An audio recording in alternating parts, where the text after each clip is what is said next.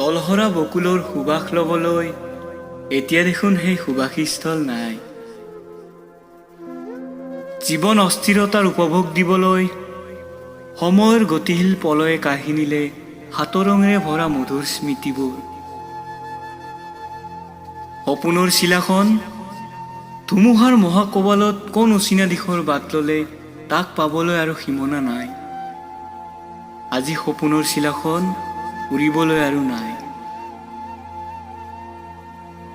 তলহৰা বকুলৰ সুবাস ল'বলৈ এতিয়া দেখোন সেই সুবাসীস্থল নাই।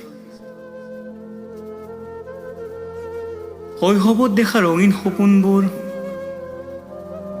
কিয় বাৰু আজি কিনা হৈ পচি পৰিছে মোৰ মাজত? নিবিড় হাঁহিৰ পৰশ ল'বলৈ আগবাঢ়িছো সপোনৰ একা বেকা বাটে। জীৱন পথৰ নানান বাধাৰ সতে ভেদাভেদ কৰি গৈ আছো। মাথো